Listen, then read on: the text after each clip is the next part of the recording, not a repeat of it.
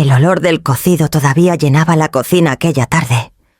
Un cocido humilde, sin carne, apenas con garbanzos y algunas verduras que había conseguido en el mercado, con lo poco que me quedaba de la pensión.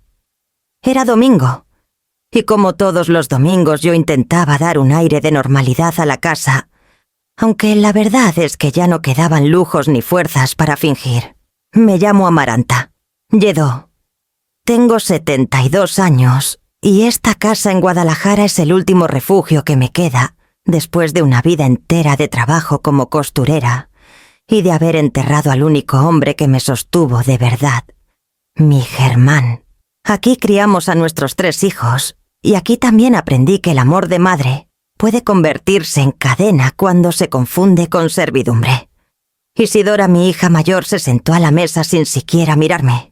Tenía 47 años divorciada, y desde hacía una década vivía conmigo prometiendo siempre que era temporal. Yo todavía quería creerle. Todavía quería pensar que en algún momento se levantaría temprano, saldría a buscar empleo, regresaría con un sueldo digno y ganas de rehacer su vida. Pero la realidad era otra cada mañana. Dormía hasta tarde. Cada tarde recibía llamadas de amigas para organizar sus salidas y cada noche la veía encender el televisor, como si el mundo le debiera entretenimiento. Le serví el plato de cocido sencillo, honesto, un plato que a mí me recordaba mi infancia en Valencia, cuando mi madre nos alimentaba con lo que podía, sin queja, con dignidad.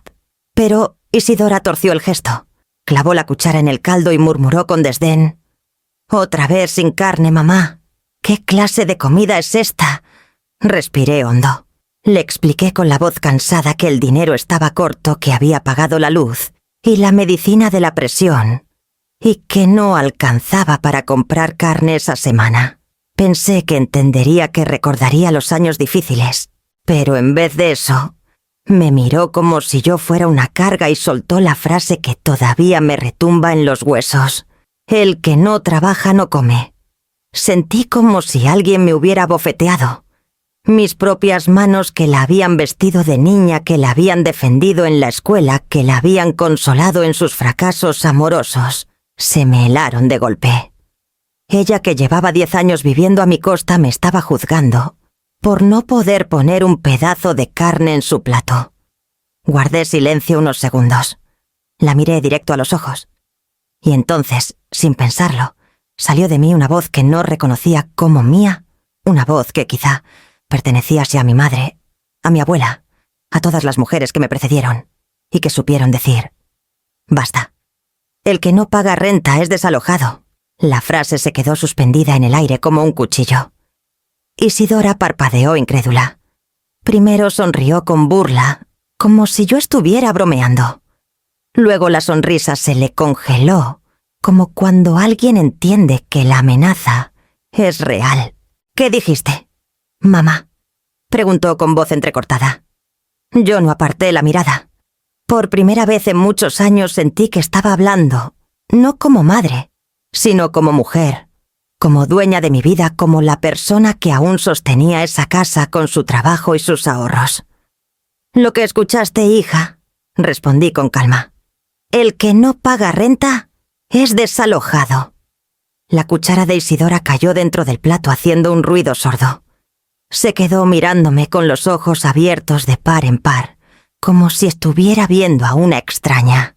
En ese instante supe que algo irreversible acababa de ocurrir. No era solo una discusión de familia.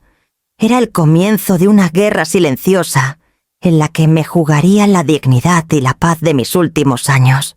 Sentí miedo, claro. Miedo de perderla, miedo de quedarme sola, miedo de que la gente me juzgara como una madre cruel. Pero al mismo tiempo algo dentro de mí se encendió, una fuerza que había permanecido dormida demasiado tiempo. El silencio en la cocina se volvió insoportable. Afuera los pájaros seguían cantando, indiferentes a nuestra batalla. Yo seguí inmóvil con las manos sobre la mesa. Ella, en cambio, me miraba con el rostro helado, incapaz de aceptar que su propia madre le había puesto un límite. Y así terminó ese almuerzo sin carne, con una frase que me partió el alma y otra que cambió para siempre el rumbo de nuestra historia. Esa noche, después del almuerzo amargo con Isidora, me quedé sola en la cocina. El eco de mi propia frase, el que no paga renta, es desalojado, aún retumbaba en las paredes. Para entender cómo llegué hasta allí, tengo que hablar de la mujer que fui mucho antes de convertirme en esta viuda cansada que mide cada peso de la pensión. Nací en Valencia, en un barrio obrero donde la vida se medía por la resistencia y no por los lujos. Mi madre, que crió sola hasta 4 hijos, me enseñó que la dignidad se defiende incluso con un plato de lentejas. Desde pequeña aprendí a coser, y con esas manos que hoy tiemblan de la presión alta entonces, me ganaba unas monedas arreglando vestidos de vecinas. Tenía apenas 19 años cuando conocí a Germán. Era mexicano marinero mercante, y apareció en Valencia con esa sonrisa franca y un castellano mezclado con giros que me parecieron música nueva. Yo era una muchacha tímida, él un hombre decidido. «Contigo quiero caminar el mundo», me dijo una tarde frente al puerto y lo cumplió. Me llevó con él a México. Aterricé en Guadalajara con una maleta, una máquina de coser y un corazón dispuesto a empezar de cero. Germán y yo levantamos nuestra casa poco a poco, paredes de adobe, primero, luego ladrillo firme. Él trabajaba como contador en una empresa de transportes, yo cosía uniformes escolares y vestidos de fiesta. No teníamos mucho, pero cada peso tenía el sabor del esfuerzo compartido. Con los años llegaron los hijos. Primero Isidora, mi primogénita, la que nació entre carencias y desvelos. Después, Mateo, de carácter sereno que siempre pareció mayor que su edad. Finalmente, Coral, la más inquieta que años después, voló hasta Madrid siguiendo sus sueños de enseñar literatura. Cada hijo llenó la casa de risas, pero también de desvelos. Yo, como madre primeriza, me desviví por Isidora. Le lavaba la ropa, aunque ya fuera grande, para hacerlo sola. Le resolvía tareas escolares. Le quitaba de encima cualquier problema. Germán me miraba en silencio hasta que un día me lo dijo de frente. «La estás criando para depender de ti». Me dolió escucharlo. Lo tomé como una crítica a mi manera de ser madre cuando en realidad era una advertencia. ¿Acaso no es deber de una madre proteger a sus hijos?, le respondí con orgullo. Él no insistió, pero esa frase quedó suspendida en el aire como un presagio. Con Mateo fui distinta. Le enseñé a cocinar lo básico, a organizar su ropa, a ser responsable con el dinero.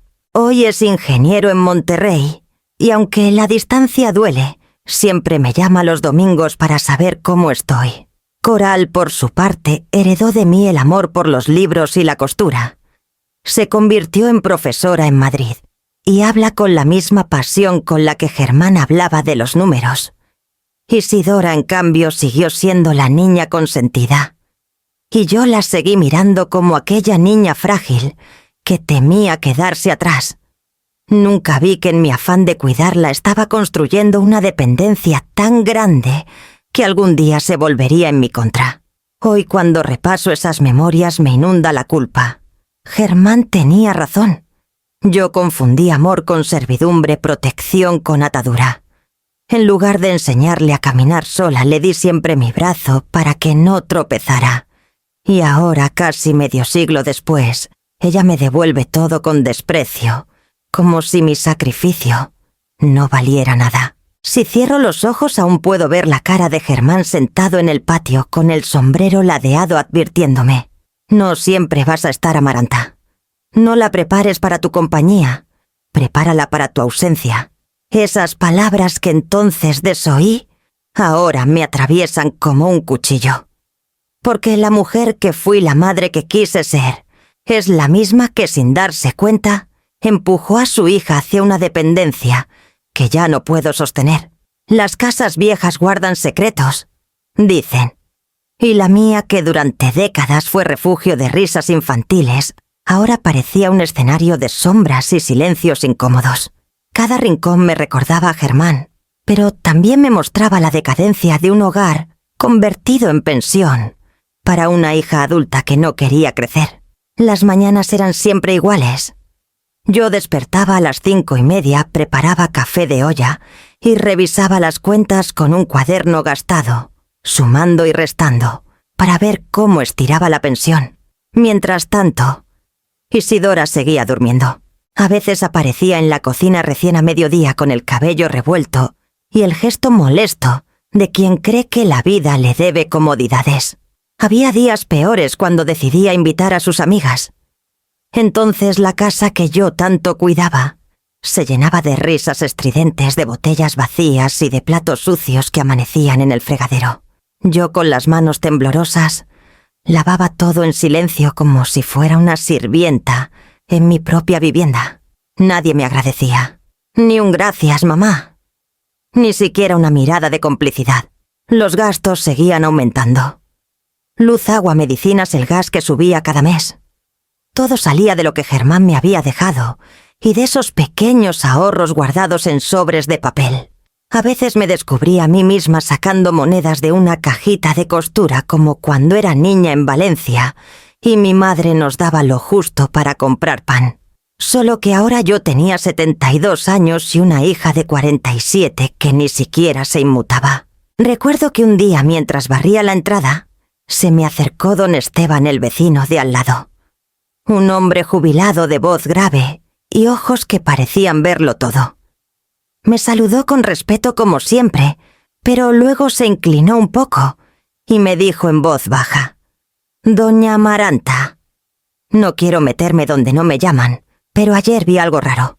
Vi a unas chicas salir de su casa con una caja. Me quedé helada». «¿Una caja?», pregunté. Él asintió. «Sí, una caja de madera pesada como de guardar cosas importantes. No digo que sea grave, pero me pareció extraño». Le agradecí con un hilo de voz y él se marchó, no sin antes darme una palmada en el hombro. Aquella tarde busqué por toda la casa, revisé armarios, cajones, la vitrina del comedor. Nada parecía faltar. O quizás sí, pero yo estaba tan confundida que ya no confiaba en mi memoria. Ese comentario de don Esteban quedó retumbando en mi cabeza. Cada vez que veía a Tara Isidora salir apresurada con una bolsa me preguntaba qué llevaba dentro. Cuando regresaba con excusas vagas sobre visitas a amigas, sospechaba que había más detrás. Me acostaba por las noches mirando el techo preguntándome si mi propia hija estaba despojándome poco a poco. Y lo más doloroso era sentir que de alguna manera yo había permitido todo eso. ¿Acaso no era yo la que le había dado siempre la llave fácil, la excusa pronta, la comida servida? ¿No era yo cómplice de su mediocridad? Ese pensamiento me perseguía como un fantasma, porque la casa que antes fue hogar, ahora se sentía como un escenario de abuso cotidiano. Y yo, Amaranta Lledó, viuda y costurera retirada, me preguntaba cada día si seguir permitiéndolo era amor, o simplemente miedo a quedarme sola. Hay fechas que se clavan como cuchillos en la memoria. Para mí ese día fue un miércoles de junio, hace ya más de una década, cuando Germán, mi compañero de toda la vida, cerró los ojos para no volver hasta abrirlos. El hospital olía a desinfectante y silencio. Yo le sostenía la mano mientras los monitores se apagaban uno tras otro, como si el mundo entero se despidiera con él. La casa nunca volvió a sonar igual. Durante años su risa llenaba el patio mientras regaba las plantas. Su voz grave me acompañaba en la cocina contando anécdotas del trabajo. De repente solo quedaba el eco de mis pasos sobre el suelo frío. Yo me levantaba con la costumbre de prepararle café y a mitad de camino recordaba que ya no estaba. Los primeros meses sobreviví como pude. Me refugiaba en la costura, en las llamadas de Mateo desde Monterrey, en las cartas electrónicas de Coral desde Madrid. Pero Isidora fue la primera en aparecer con lágrimas en los ojos y maletas en la mano. Se había divorciado y no tenía dónde ir. «Será solo por un tiempo», mamá me prometió en la puerta. «Hasta que me organice, hasta que encuentre trabajo». La abracé. La necesitaba cerca tanto como ella a mí. O eso creí entonces. La idea de tener compañía me dio un respiro entre tantas ausencias. Pensé, Dios me la trae de vuelta para que no muera de soledad. Los días se transformaron en semanas y las semanas en meses. Las maletas que Isidora trajo aquel día nunca volvieron a cerrarse. Ocupó la habitación que había sido de coral y llenó la casa con sus rutinas de adulta rota. Al principio salías a entrevistas o eso decía. Regresaba con explicaciones vagas que no contrataban mujeres de su edad, que los sueldos eran miserables, que el mercado estaba difícil. Yo asentía, le preparaba la cena, le decía que no se preocupara. Con el tiempo ni siquiera fingía. Dormía hasta tarde. Salía a veces con amigas y cada gasto recaía sobre mis hombros. Yo seguía pagando la luz, el agua, la despensa. Mis ahorros se iban reduciendo como arena entre los dedos. A veces, mientras firmaba un recibo atrasado, escuchaba la voz de Germán en mi cabeza. La estás criando para depender de ti. Y me dolía, porque ya no era una niña. Era una mujer adulta que hablaba de independencia, pero vivía como huésped eterno. Lo peor fue darme cuenta de que mi casa ya no era mía. Había pasado de ser un refugio compartido con mi esposo a convertirse en una especie de cárcel emocional. Isidora ocupaba los espacios con su presencia, con su desorden, con su exigencia silenciosa. Yo me movía con cautela como si caminar por mi propio hogar requiriera pedir permiso. A veces me sorprendía pensando que estaba prisionera de mi propio miedo. Miedo a discutir, miedo a perder a mi hija si la confrontaba, miedo a que el mundo me juzgara por expulsar a la que regresó herida. Así me fui hundiendo en un círculo de silencios que me apagaban por dentro. El día que Germán se fue, no solo perdí a un esposo, perdí al único testigo de mis batallas, al hombre que sabía decirme ya basta cuando yo no me atrevía.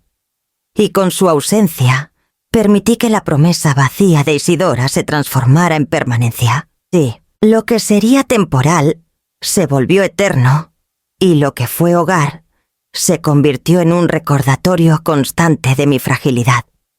Si cierro los ojos aún puedo ver a Germán en la puerta con su sombrero y ese gesto serio que escondía ternura. Estoy segura de que si hubiera vivido, jamás habría permitido que la casa se volviera esta cárcel de sombras.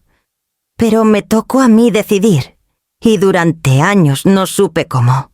Una tarde de agosto, mientras el calor caía pesado sobre las paredes de la casa, me senté en la mesa del comedor con un fajo de sobres que había encontrado escondidos en el fondo de la alacena. No eran cartas como pensé al principio, sino recibos atrasados luz, agua, gas. Algunos marcados con sellos rojos de pago vencido. Sentí un frío en la espalda. Yo siempre había sido ordenada con mis cuentas. Germán solía decirme que llevaba las finanzas como una contadora. ¿Por qué entonces esos papeles estaban ocultos fuera de mi vista? Revisé uno por uno y descubrí que no era descuido mío. Eran fechas recientes, todas de meses, en los que yo misma había confiado a Isidora el dinero para pagarlas. Me decía, «No te preocupes, mamá, yo me encargo». ¿Y yo, ingenua? Le creí. Ahora entendía por qué a veces el agua llegaba más turbia de lo normal, por qué los focos titilaban con cortes repentinos de luz. La rabia se me mezclaba con la tristeza. Guardé silencio porque me conozco si le reclamaba sin pruebas, Isidora lo negaría todo.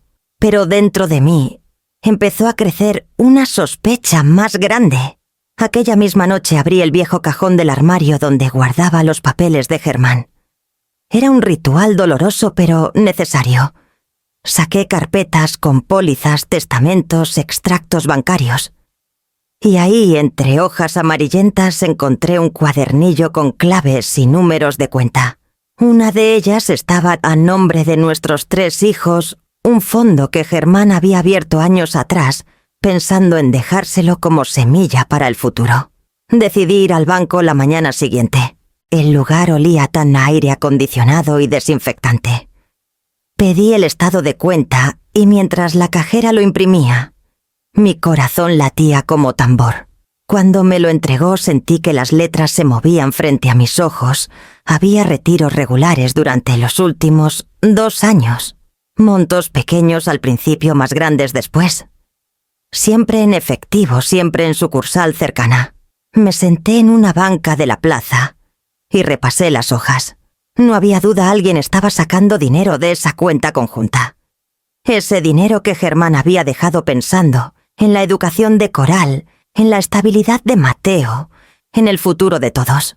Yo misma nunca lo había tocado por respeto a su memoria. Regresé a casa con un nudo en el estómago. Esperé a que Isidora llegara de una de sus salidas. Entró sin saludar, con el teléfono en la mano, riéndose de algo que escuchaba en los audífonos. La detuve en la sala. «Isidora, necesito hablar contigo». Me miró con fastidio. «¿Otra vez, mamá?» «Estoy cansada». Le mostré los recibos escondidos. «¿Por qué no pagaste esto?» «Te di el dinero». Se encogió de hombros. «No sé de qué hablas». «Seguramente lo perdiste». Saqué el estado de cuenta. «¿Y esto? ¿Puedes explicarlo?» Por primera vez la vi titubear. Se le borró la sonrisa, pero enseguida recuperó la compostura. «Eso no tiene nada que ver conmigo», dijo tajante, aunque sus ojos miraban hacia otro lado. Insistí. «Los retiros coinciden con los días en que desaparecías de la casa». Ella levantó la voz. «Ya basta. Estás paranoica. ¿Ahora me vas a culpar de todo?» Me quedé callada observándola. Esa evasión era peor que una confesión.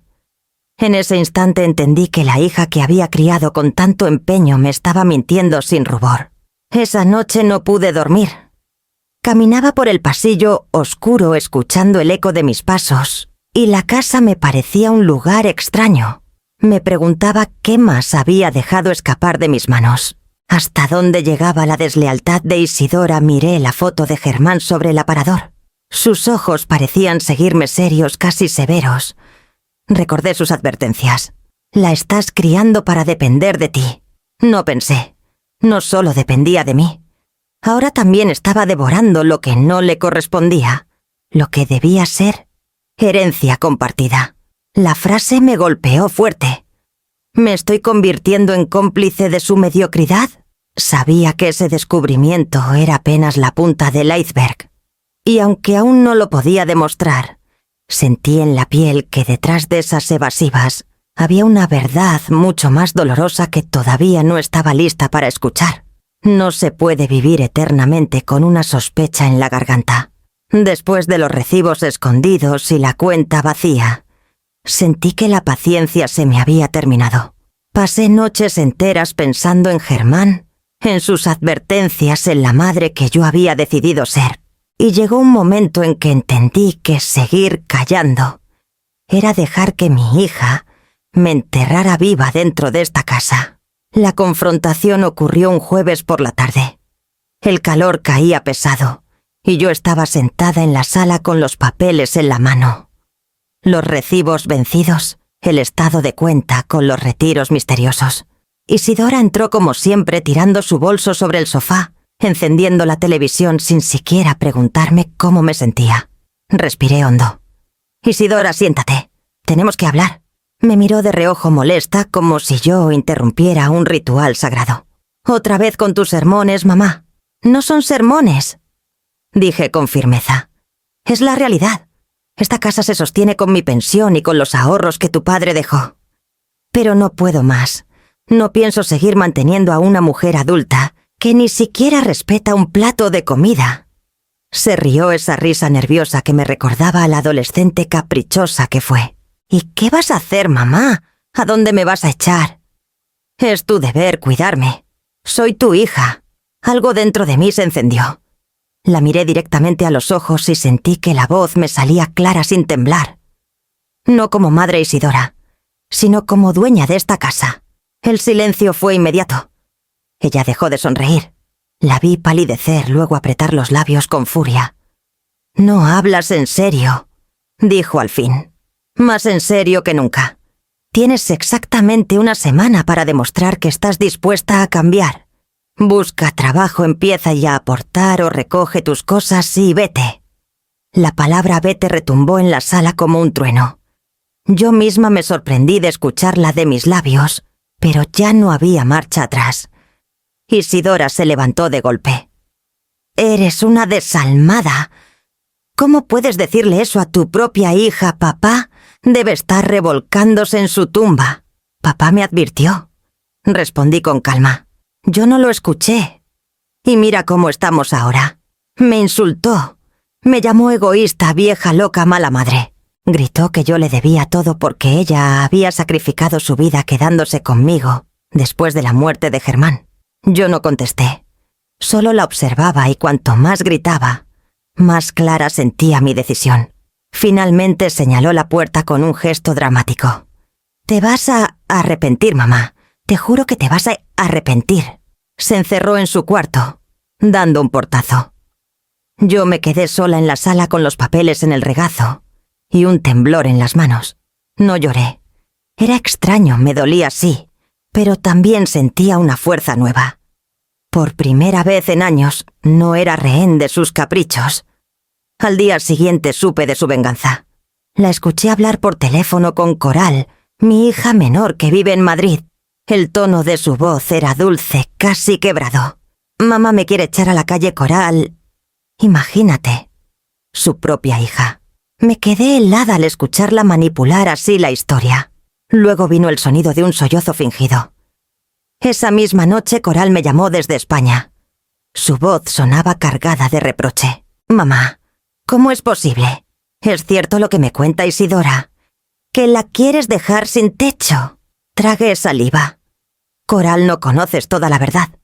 Tu hermana no ha trabajado en 10 años. Se burla de mi esfuerzo. Y sí le di un plazo». Hubo silencio en la línea, pero no fue un silencio de comprensión. Coral murmuró. «Nunca pensé que llegarías a esto». Sentí un golpe en el pecho. La semilla de la discordia estaba sembrada. Isidora había logrado poner a su hermana en mi contra. Colgué el teléfono con el corazón encogido. Sabía que la semana que venía sería la más larga de mi vida. Y aún así, me repetí a mí misma, no como madre, sino como dueña de esta casa. 2 días después del ultimátum, el teléfono sonó en la tarde, justo cuando estaba doblando la ropa en el patio. Contesté sin pensar, y la voz de Coral me atravesó como una daga. «¿Cómo puedes echar a tu propia hija a la calle, mamá?», dijo desde Madrid, con un tono de furia contenida. Me quedé helada. Ya sabía que la llamada llegaría tarde o temprano. Isidora había cumplido su amenaza, había sembrado el veneno en la única hermana que aún confiaba en ella. «Coral, hija, escucha». Intenté explicarle buscando palabras que no sonaran a excusas, pero no me dejó. «No, mamá. Me niego a escucharte. Isidora me contó todo. Dice que la humillas, que la tratas como una carga. ¿Qué clase de madre hace eso?». Respiré hondo. «No sabes cómo son las cosas en realidad. Tu hermana no ha trabajado en 10 años. Se burla de mi esfuerzo, gasta el dinero que no tiene y oculta recibos. ¿Y esa es razón para querer dejarla sin techo?». Me interrumpió. «Es tu hija. ¿O acaso ya olvidaste lo que siempre me decías de la familia? Que pase lo que pase se mantiene unida».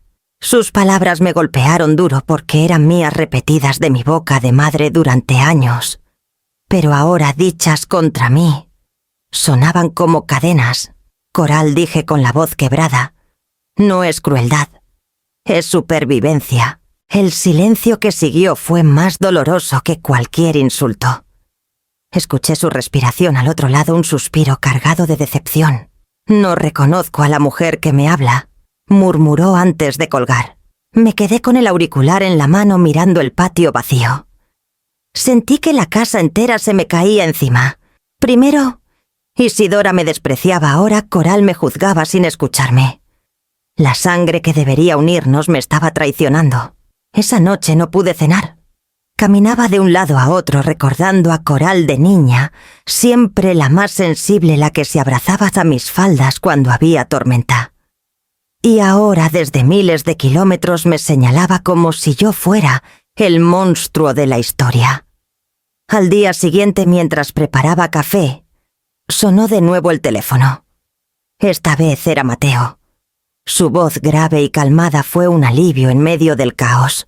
«Mamá, me enteré de lo que está pasando», dijo sin rodeos. Isidora llamó a Coral, y Coral me escribió un correo furiosa. «¿Es cierto que le diste un plazo para irse? Tragué saliva». «Sí, hijo. Le di una semana para buscar trabajo o salir de la casa. No podía más». Hubo un silencio breve. Luego Mateo habló con una serenidad que me arrancó lágrimas. «Hiciste lo correcto, mamá. Ya era hora». Me llevé la mano al pecho sorprendida. Esperaba reproche, no respaldo. «¿De verdad lo crees?», pregunté. «Claro que sí. Isidora siempre jugó con tus debilidades. Papá me lo dijo una vez, tu madre no sabe decir que no. Pero ya lo dijiste y yo no voy a dejarte sola. ¿Qué quieres decir? Que voy a viajar a Guadalajara. No pienso quedarme en Monterrey mientras todo esto explota. Necesitas un testigo, alguien que ponga las cosas en su lugar». Quise protestar, decirle que no gastara en boletos, que no me preocupara más de lo necesario. Pero no pude. Su apoyo era lo único que me sostenía en ese momento. Colgué con un nudo en la garganta. Por primera vez en mucho tiempo, sentí que no estaba completamente sola en esta guerra. Germán tenía razón. Uno de mis hijos había aprendido a ser adulto, y era Mateo. Mientras tanto, Isidora seguía encerrada en su cuarto como si el mundo le debiera explicaciones. Y yo sabía que con la llegada de su hermano la verdad se pondría sobre la mesa, aunque a Coral todavía no pudiera verla. El domingo amaneció extraño con un silencio espeso que pesaba más que el calor del verano. Me desperté temprano como siempre a preparar café de olla y a pedirle fuerzas a Germán, mirando su retrato en la pared. Era el día señalado, el plazo que yo misma había puesto, una semana, para que Isidora cambiara o se iría de la casa. A las 9:30 llegó Mateo desde Monterrey. Lo abracé en la puerta como quien recibe un salvavidas en medio del mar. Tenía la misma mirada serena de su padre, y al sentir su apoyo me temblaron menos las manos. «¿Estás segura, mamá?», me preguntó mientras dejaba su maleta en la sala. «Más que nunca, hijo», le respondí. «Ya no puedo seguir viviendo así». Él asintió firme. No necesitábamos más palabras. A las 10 en punto, como si lo hubiera planeado, para desafiarme. Isidora apareció en la sala en pijama, con el cabello desordenado y un plato de cereal en la mano. Se dejó caer en el sillón, encendió la televisión y puso un partido de fútbol. Actuaba como si nada pasara, como si el ultimátum de la semana tan anterior hubiera sido un chiste de sobremesa. Respiré hondo. «Isidora, apaga la televisión. Necesitamos hablar». Ni siquiera me miró. «Estoy viendo el partido». Mateo se levantó y sin decir nada tomó el control remoto y apagó la pantalla. El silencio se volvió insoportable. Isidora lo miró con furia. «¿Y tú qué haces aquí?», le gritó. «¿Vienes a ponerte de su lado?». «Vine a ver la verdad», respondió él tranquilo. Me senté frente a ella apoyando las manos en la mesa. «Hoy se cumple el plazo, Isidora. Te di una semana para demostrar que ibas a cambiar. No lo hiciste. Así que quiero que recojas tus cosas y te vayas de mi casa». Ella se rió una carcajada seca. «¿Otra vez con lo mismo, mamá, por favor? Esta casa es tan mía como tuya. Viví aquí desde niña. Era nuestra casa cuando tu padre estaba vivo. Ahora es mía porque yo la sostengo. Y tú llevas 10 años viviendo gratis sin aportar nada». La carcajada se transformó en insultos. «Eres una vieja desagradecida. Todo lo que hice por ti después de la muerte de papá, yo me sacrifiqué quedándome a tu lado. Y así me pagas». Mateo intervino con calma. «Isidora, no engañes. Te quedaste porque era cómodo, no por sacrificio». Eso la hizo estallar. Se puso de pie, los ojos encendidos. «Cállate. Tú no sabes nada. Papá estaría avergonzado de ustedes dos. Están traicionando su memoria». Sus palabras me dolieron como cuchillos. Germán era el centro de nuestra vida y usar su nombre para manipularme era lo más bajo que podía hacer. «No lo invoques», Isidora, le dije con voz firme. Papá estaría orgulloso de ver a un hijo responsable como Mateo. Lo que a él le avergonzaría es verte a ti, adulta, tirada en un sillón, mientras tu madre se parte el lomo para pagar tus gastos. Ella comenzó a gritar más fuerte, una avalancha de insultos que ya no recuerdo palabra por palabra. Egoísta, desalmada, mala madre traidora. Cada grito retumbaba en las paredes, pero por primera vez no me doblegué. Me levanté y señalé la puerta. Se acabó, Isidora. No hablo como madre. Hablo como dueña de esta casa. Agarra tus cosas y sal. No lo harás, rugió con la cara roja de rabia. No te atreverás a echar a tu propia hija. Mateo se acercó y me tomó de la mano dándome la fuerza que necesitaba. Entonces, con un gesto firme, caminé hasta la puerta principal y la abrí. El aire caliente de la calle entró como un presagio. El que no paga renta es desalojado, repetí despacio. Isidora me miró incrédula esperando que retrocediera. Pero no lo hice. Tomé la manija, respiré hondo y cerré la puerta frente a su rostro. El golpe resonó seco, y en ese instante vi por última vez la expresión de mi hija mayor, una mezcla de furia y terror. Su cara quedó helada como si apenas entonces comprendiera que mi amenaza era real. Apoyé la frente contra la madera temblando, mientras Mateo me rodeaba con un brazo. No lloré en ese momento. Eso vendría después. Por ahora solo quedaba el eco de la puerta cerrada y la certeza de que nada volvería a ser igual. Los días posteriores fueron una mezcla de alivio y tormento. La casa que tantas veces había sufrido el ruido de discusiones, ahora estaba en silencio.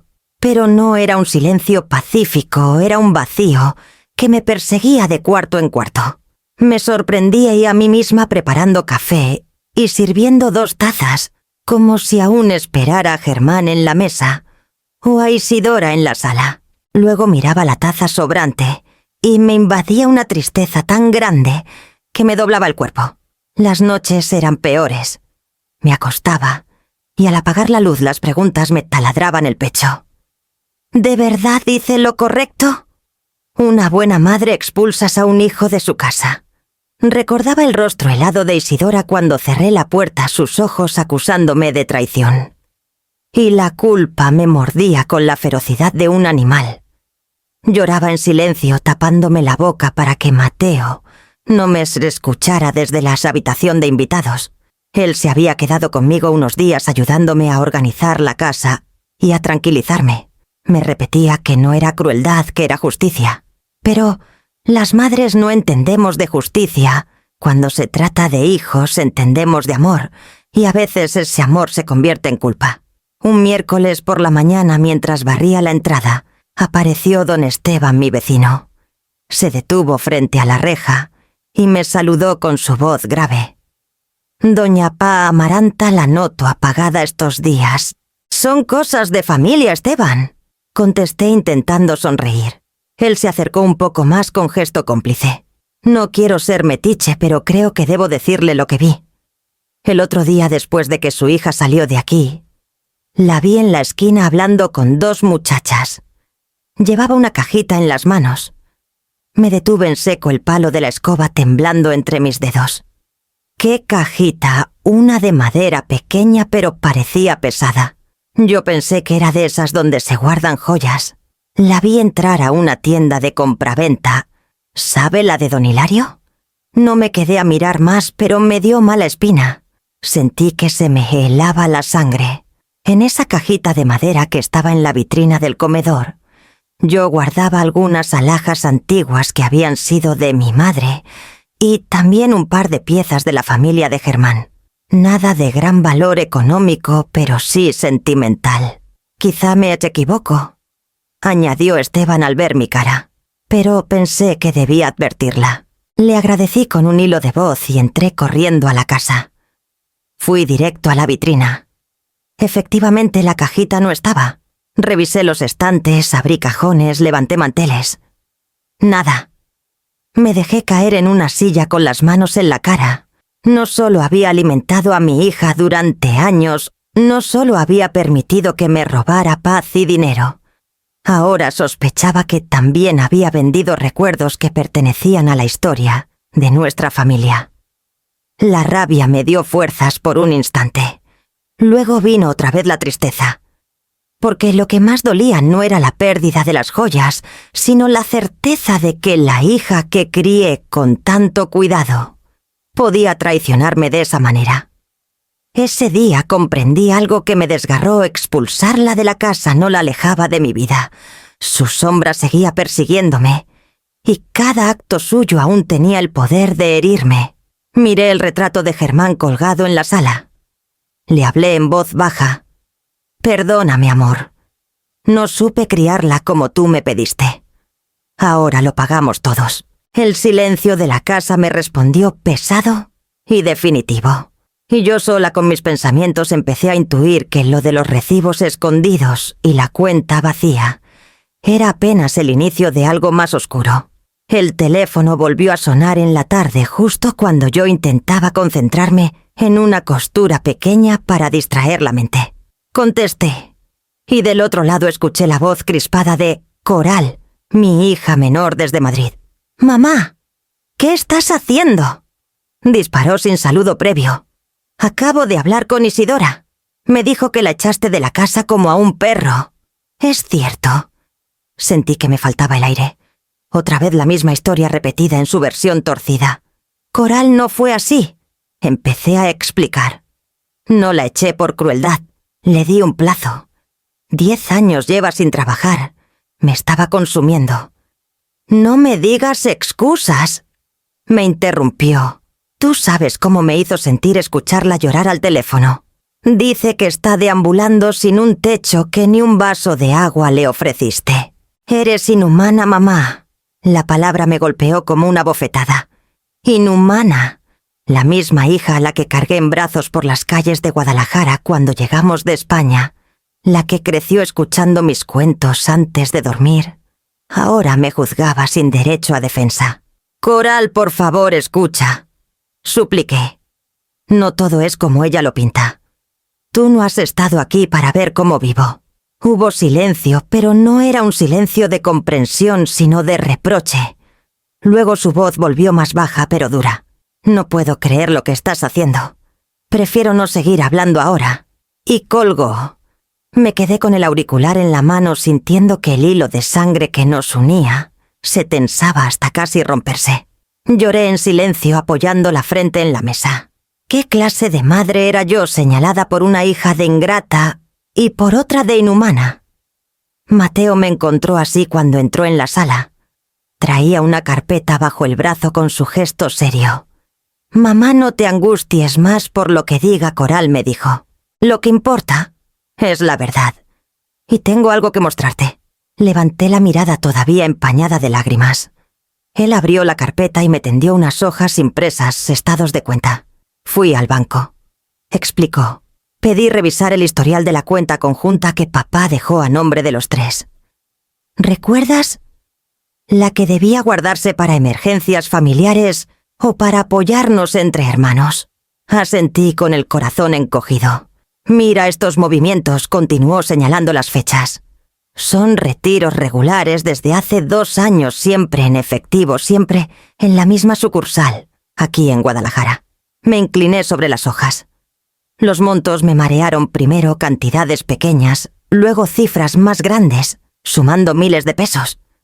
«¿Y qué significa esto, Mateo?». Él me miró con esa mezcla de dolor y determinación que solo un hijo maduro puede tener. «Significa que Isidora nos ha estado robando, mamá. No solo a ti, a mí, a Coral, a todos. Ese dinero era de los 3, y ella lo vació poco a poco, como si fuera suyo». Me quedé muda. El nudo en mi garganta se hizo insoportable. Recordé la cajita de joyas que había desaparecido, las evasivas cuando le pregunté por los recibos, las risas falsas, al llegar a casa. Todo encajaba de golpe como un rompecabezas oscuro. «¿Estás seguro?», logré decir con un hilo de voz. «Más que seguro». La cajera reconoció su nombre. Ella firmaba los retiros. La sala me dio vueltas. Me llevé las manos a la cara. Mi hija no solo había abusado de mi bondad, también había traicionado a sus hermanos vaciando el legado que Germán quiso dejarles como semilla de unión. Mateo se acercó y me sostuvo los hombros. Mamá, sé que duele, pero ya no se trata solo de ti. Esto es un robo. Papá confiaba en que ese dinero nos ayudara a todos algún día, y ella lo convirtió en su bolsillo privado. Las lágrimas me cayeron solas. Dios mío, ¿qué hice mal? No es lo que hiciste, mamá. Es lo que ella eligió hacer. Guardamos silencio. El tic-tac del reloj en la pared sonaba como un juicio inexorable. Por dentro yo sentía que la última venda se me caía de los ojos. Ese día comprendí que expulsarla de la casa había sido apenas el primer paso. Lo peor estaba por descubrirse. Mi hija no solo era una mujer adulta incapaz de sostenerse, era también una ladrona de su propia sangre. Pensé que nada podía dolerme más después de descubrir los retiros en la cuenta heredada. Creí que ya había tocado fondo. Pero la vida tiene una forma cruel de mostrarte que siempre puede abrirse una grieta más bajo tus pies. Fue un viernes por la mañana cuando don Esteban, mi vecino, volvió a tocar a la reja. Llevaba en la mano el periódico local y su rostro serio me dio mala espina. Doña Amaranta me dijo: ¿Puedo hablar un momento con usted? Asentí y lo invité a pasar al patio. Se acomodó en una silla de hierro y me mostró una pequeña nota en la sección de sucesos. Joyas incautadas en casa de empeño bajo investigación. No es que yo sea curioso, pero ayer estuve en la tienda de don Hilario, la casa de empeño de la esquina. Me dijo que reconoció a su hija Isidora intentando vender un anillo antiguo con un sello grabado. Él sospechó algo raro porque la pieza estaba registrada en inventario de herencia. Sentí un vuelco en el estómago. Solo había un anillo así, el que perteneció a la madre de Germán, un anillo con un sello familiar, que siempre se guardó como símbolo de unión entre sus descendientes. Lo habíamos incluido en el inventario legal al hacer la escritura de bienes después de su muerte. ¿Estás seguro, Esteban?, pregunté, aunque mi voz ya temblaba de certeza. Seguro, respondió él. Don Hilario no aceptó la transacción. Avisó a la policía porque tenía obligación de reportar piezas registradas. Y me dijo: esa joya pertenece a los Lledó Valencia. No puede venderse sin consentimiento de los herederos. Me quedé muda.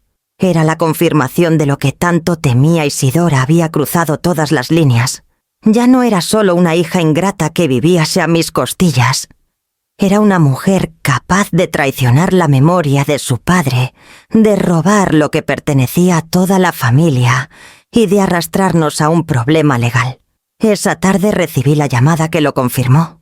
Una voz oficial de la comisaría me informó que se había abierto una investigación por intento de disposición ilegal de bienes registrados en herencia.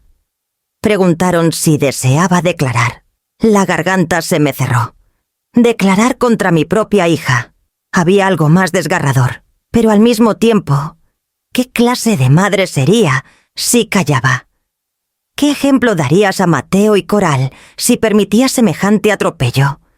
Mateo estaba a mi lado cuando colgué. Su rostro estaba endurecido. Mamá, ya no se trata de una pelea doméstica. Esto es delito. Es mi hija, Mateo. Balbuceé. Y también es la ladrona del legado de papá, respondió con firmeza. No podemos tapar el sol con un dedo. Me encerré en mi cuarto y abracé la cajita de costura donde alguna vez guardé las joyas. Ahora estaba vacía. El recuerdo de Germán se me apareció como un reproche. No siempre vas a estar, Amaranta. No la prepares para tu compañía, prepárala para tu ausencia. Lloré hasta quedarme sin fuerzas.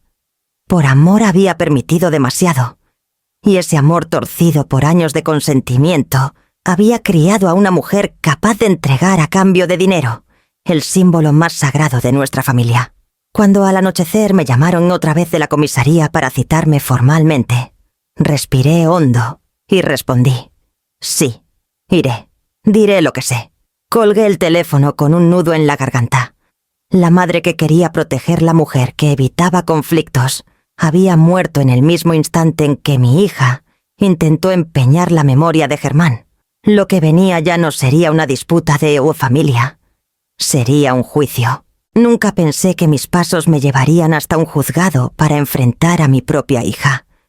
Creí que el dolor de verla convertida en una mujer dependiente sería mi mayor castigo, pero no el verdadero tormento.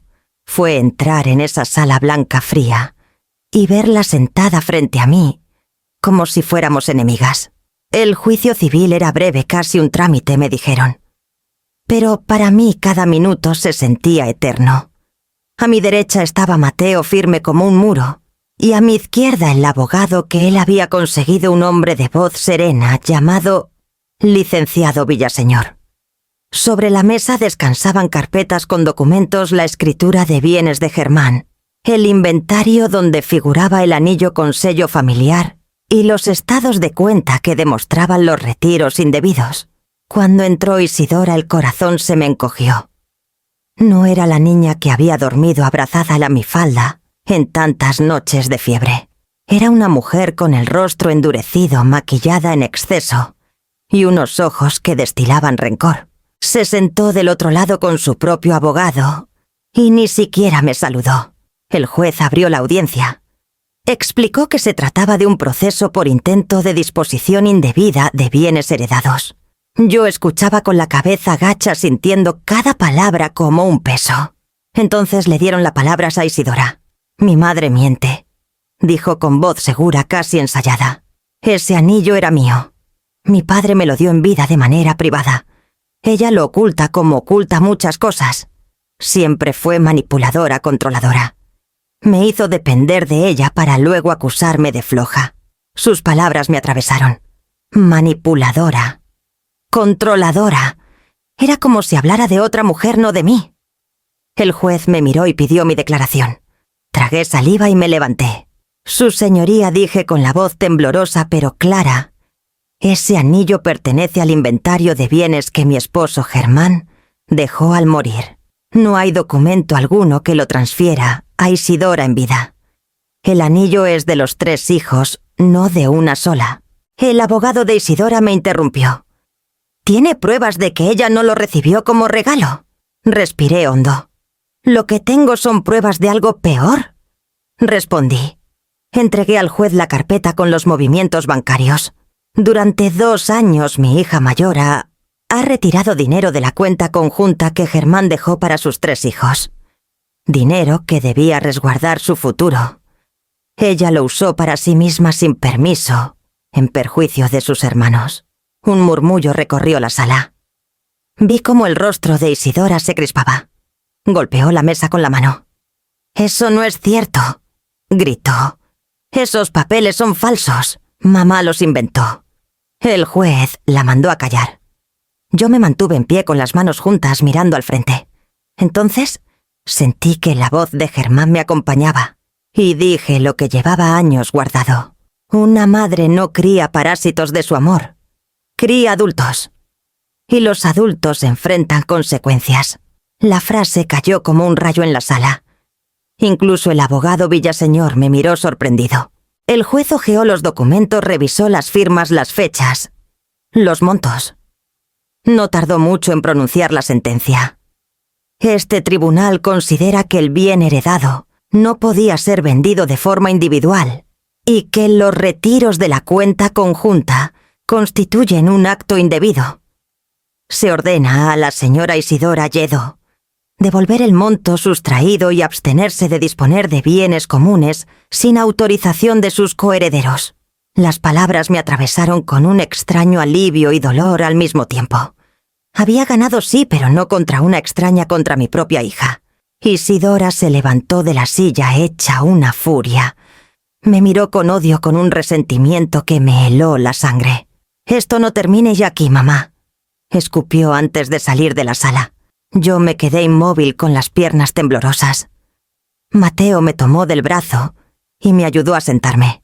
«Lo hiciste bien», me susurró. No era contra ella, era por la verdad. Asentí, aunque el nudo en la garganta no me dejaba hablar. Sabía que aquello no cerraba la herida. Quizá nunca lo haría, pero al menos por primera vez la justicia había puesto nombre a lo que yo llevaba años callando. Cuando salimos del tribunal, el sol de mediodía me cegó por un instante. Sentí el calor en la piel, como un recordatorio de que aún estaba viva, de que todavía podía elegir. Y mientras apretaba la mano de Mateo me repetí a mí misma: no más silencios. Nunca más. Después del juicio, la furia de Isidora se convirtió en silencio. Un silencio extraño, pesado, que recorría las calles del barrio, como si todos lo sintieran. La noticia de la sentencia corrió rápido en Guadalajara. Los vecinos se enteran de todo, y no faltó quien me mirara con lástima, otros con admiración, y algunos con ese gesto incómodo de quien no sabe si felicitar o criticar. Yo por dentro me sentía dividida. Había logrado que la verdad saliera a la luz, pero al precio de ver a mi hija humillada en un tribunal. En las noches, al apagar la luz, me preguntaba si la justicia era también un tipo de castigo para mí. Mateo regresó a Monterrey unos días después. Antes de irse, me abrazó fuerte y me dijo: «Mamá, no te sientas culpable». Era necesario. Ella tenía que tocar fondo. Lo vi marcharse con la esperanza de que tenía razón. Pasaron semanas. Supe por rumores que Isidora estaba durmiendo en sofás de amigos, que nadie quería sostenerla por mucho tiempo. El dinero de la cuenta heredada ya no estaba, y la orden judicial la obligaba a devolver lo robado. Sin recursos, empezó a mostrar lo que nunca había querido admitir, que estaba perdida. Una tarde recibí una llamada desde Madrid. Era Coral. Su voz sonaba diferente, más cansada, como si las palabras pesaran. «Mamá, acabo de hablar con Isidora». Hizo una pausa. «Dice que no tiene dónde vivir, que tú la hundiste, que la dejaste sin nada». Mi corazón se encogió. Sabía que era la vieja estrategia de Isidora usar la compasión como arma. «Coral», respondí con calma. «Ya no sé qué más decirte. Yo no inventé los documentos, ni los retiros, ni el anillo. Todo está aprobado en el tribunal». Se hizo un silencio largo. Entonces Coral suspiró. «Eso mismo me preguntaba mamá. Y esta vez decidí comprobarlo. Llamé al abogado Villaseñor. Me explicó todo con papeles en mano. Me dijo que tú no mentiste». Me quedé callada con el auricular apretado contra la oreja. Coral continuó con voz temblorosa: «Perdóname, mamá. Dudé de ti. Pensé que estaba siendo dura, cruel. Y resulta que la cruel fue Isidora, mintiendo hasta el final». Las lágrimas me corrieron por la cara, silenciosas. «Hija, no sabes cuánto necesitaba escuchar eso. He sido injusta contigo», siguió Coral. «Le creí porque lloraba, porque parecía vulnerable. Pero ahora entiendo que esas lágrimas eran de manipulación, no de verdad. Por primera vez en mucho tiempo, sentí que el hilo de sangre que me unía a ella volvía a tensarse, pero no para romperse, sino para sostenerme. Coral», le dije, «lo único que deseo es que entre ustedes no quede odio. A pesar de todo, Isidora sigue siendo tu hermana». «Lo sé», admitió con un hilo de voz. «Pero tendrá que enfrentarse a lo que hizo. Yo ya no puedo protegerla de sus propias decisiones». Colgamos con un alivio que me llenó el pecho. Era como si el peso de años de sospechas y reproches se hubiera levantado de mis hombros. Esa misma noche me senté en el patio con la foto de Germán entre las manos. Por fin podía decirle en silencio: «Una hija me traicionó, pero otra volvió a mí». El derrumbe de Isidora había dejado ruinas, sí, pero en esas ruinas empezabas a crecer la reconciliación con Coral, y con ella la certeza de que no todo estaba perdido. El tiempo pasó más lento después del juicio. Yo seguía con mis rutinas de siempre: levantarme temprano, preparar café de olla, coser, algún encargo pequeño de vecinas que aún confiaban en mis manos. La casa estaba más tranquila, aunque a veces ese silencio se volvía tan denso que parecía gritarme por dentro. De Isidora no sabía mucho. Solo rumores que dormía en el sofá de una amiga, que a veces la echaban de un lugar y tenía que buscar otro. Nadie quería cargar con ella demasiado tiempo. La gente tiene compasión unos días, pero cuando descubre que la ayuda se convierte en cadena, se aparta. Una tarde el teléfono sonó. Contesté sin pensar y escuché una voz que al principio casi no reconocí. Era Isidora, pero sonaba quebrada, desgastada. «Mamá, soy yo», dijo entre sollozos. Encontré trabajo. Me quedé en silencio esperando. En una costurería del centro continuó. No paga mucho, pero al menos es algo. Me pasé 2 semanas buscando y nadie me aceptaba. Esta señora me dio una oportunidad, porque sabía quién eras tú. Dijo que de joven admiraba cómo cosías los vestidos de las ferias. Sus palabras me atravesaron. Que alguien la aceptara por mi nombre, por mi oficio, me trajo un orgullo amargo. Ahora entiendo, siguió ella llorando. Ahora entiendo lo que valía tu sacrificio. Yo pensaba que exagerabas cuando decías que cosías hasta de madrugada para que nada nos faltara. Hoy me duelen las manos con solo un turno y apenas gano lo suficiente para comer. Perdóname, mamá. No veía la realidad. Cerré los ojos. Era la primera vez en años que la escuchaba reconocer algo con humildad, pero también sabía que las palabras por sí solas podían ser trampas. Isidora, dije despacio, me alegra que hayas conseguido trabajo, pero los arrepentimientos se demuestran con hechos, no con palabras. Te lo juro que voy a cambiar, insistió. Voy a ahorrar, voy a devolverte todo lo que gastaste en mí. Solo necesito que confíes otra vez. Respiré hondo. Confiar no se pide, se gana. Del otro lado hubo silencio roto, solo por su llanto. Yo también sentía que las lágrimas me subían a los ojos, pero me contuve. Durante demasiado tiempo había cedido a la emoción y esa debilidad nos había llevado al abismo. Mamá susurró finalmente. «¿Me odias, no, hija?» «No te odio. Pero tampoco puedo seguir siendo tu muleta. Si quieres recuperar algo conmigo, empieza por caminar sola». Colgamos sin despedidas largas. Me quedé con el auricular en la mano mirando la pared, escuchando el eco de mis propias palabras. En el fondo me dolía no abrirle los brazos de inmediato, pero entendía que la única forma de que mi hija aprendiera era que lo hiciera a través de su propio esfuerzo. Esa noche, mientras cosía un dobladillo bajo la luz tenue de la lámpara, pensé en Germán.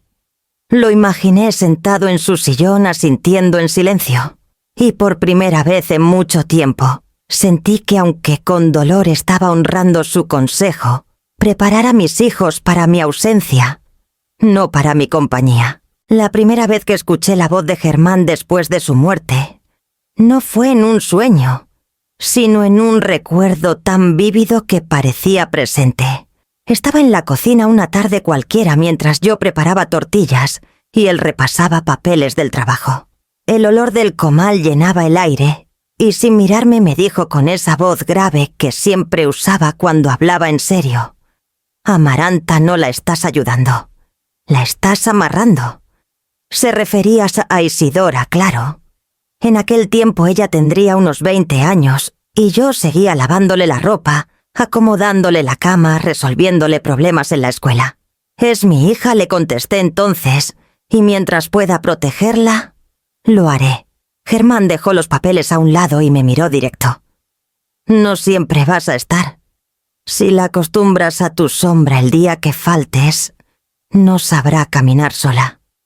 Me dolió escucharlo. Lo tomé como un reproche, como si pusiera en duda mi amor de madre. Le di la espalda y seguí amasando las tortillas. Él suspiró y con esa paciencia que tenía me repitió: «Prepárala para tu ausencia, no para tu compañía». Esas palabras que entonces me parecieron duras hoy regresaban con toda su verdad. Han pasado años desde esa conversación y ahora cuando me siento en la cocina a tomar café sola, me parece verlo otra vez en la silla frente a mí, observándome con esos ojos serenos.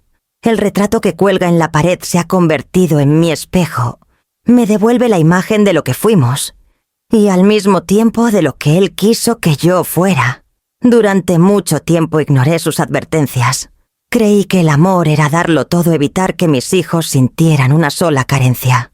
No entendí que al hacerlo les robaba la oportunidad de enfrentarse a la vida.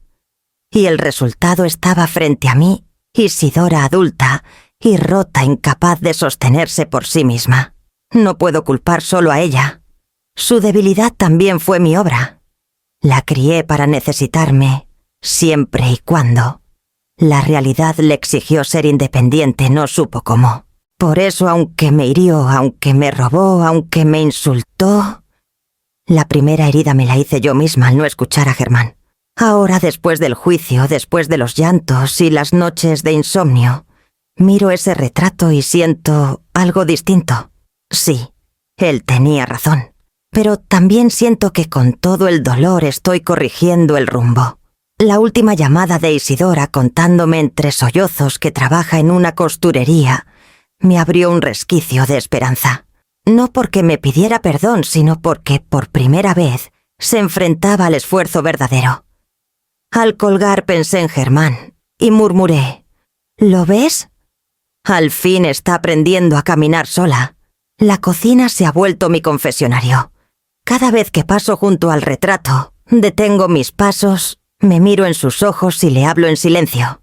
Le digo que no fue en vano, que todavía puedo enderezar lo torcido. Y cuando termino siento una calma extraña, como si él me respondiera con ese gesto suyo, mitad severo, mitad tierno. No sé cuánto tiempo me quede en esta vida, pero sé que ya no quiero pasarlo encadenada a culpas. Hoy puedo decir que por fin estoy siendo la madre que Germán deseaba, que fuera una mujer capaz de amar, sin esclavizar, de cuidar, sin anular, de enseñar, sin retener. Miro el retrato una vez más y lo pienso con claridad. Hoy al fin soy la madre que él deseaba que fuera. 8 meses pasaron como quien ve caer hojas una a una en el patio. Despacio, silencioso, inevitable. La casa fue cambiando conmigo. Aprendí a vivir con menos ruido, con menos culpas, con la certeza de que el silencio no siempre es vacío. A veces es descanso. Ese domingo me levanté temprano como siempre. Preparé café de olla y puse flores frescas en el jarrón del comedor. No sé por qué lo hice. Quizá presentía que algo distinto iba a suceder. A las 10 de la mañana tocaron la puerta. Cuando abrí, la vi Isidora, mi hija mayor, con un ramo de lirios blancos en una mano y un sobre en la otra. Se veía más delgada, con el rostro marcado por el trabajo y la humildad recién aprendida. «Buenos días, mamá», me dijo sin atreverse a mirarme a los ojos al principio. La invité a pasar. El aroma de los lirios llenó la sala. Se sentó en el mismo sillón donde tantas veces me desafió con desprecio, pero ahora su postura era otra, hombros encogidos, voz suave. Me extendió el sobre. «Nunca podré devolverte todo lo que gastaste en mí, pero quiero empezar. Este es mi primer salario ahorrado. Es poco, pero es lo que tengo». Lo tomé con manos temblorosas. No era la cantidad, era el gesto. Por primera vez en su vida adulta, Isidora reconocía el peso de mis sacrificios. «No tenías que hacerlo», le susurré. «Sí, mamá, sí tenía, porque yo te robé años de tranquilidad. Y lo que es peor, te robé el respeto que merecías. No puedo borrar el pasado, pero quiero construir un futuro distinto». En ese instante escuché la puerta abrirse. Era Mateo, que había llegado para la comida familiar. Al ver a su hermana con las flores y el sobre, sonrió con un orgullo que pocas veces le había visto. «Eso es lo que necesitábamos», Isa dijo. «No dinero, sino responsabilidad». Isidora lo miró y por primera vez en mucho tiempo no hubo rencor en su gesto. Solo un asentimiento humilde. Entonces decidí hacer algo más. Marqué el número de Coral. Ella contestó desde Madrid con el cabello recogido y la sonrisa cansada de siempre. «¿Qué pasa, mamá?», preguntó. Le giré la cámara del teléfono. Coral vio a Isidora sentada conmigo con las flores en la mesa. Hubo un silencio breve cargado de años de reproches y luego Coral habló con voz suave. «Isa, si de verdad empiezas de nuevo, yo también estoy dispuesta a dejar atrás lo que pasó». Isidora asintió con lágrimas en los ojos.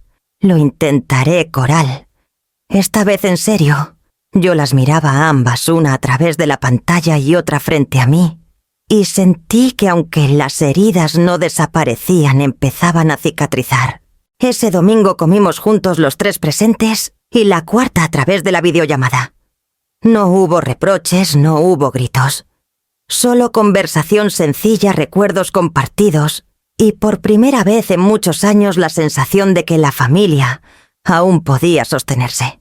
Cuando al caer la tarde los lirios se abrieron del todo en el jarrón y la luz dorada entró por la ventana, me quedé en silencio, contemplando la escena, mis hijos, cada uno en su lugar, ya no como niños reclamando, sino como adultos intentando. Miré el retrato de Germán en la pared y pensé, hoy sí podrías estar orgulloso. Al fin dimos el paso, y cerré mi reflexión con palabras que sentí nacían de lo más profundo de mi pecho. Amar no es cargar para siempre, es enseñar a caminar. Y a veces se aprende solo cuando una puerta se cierra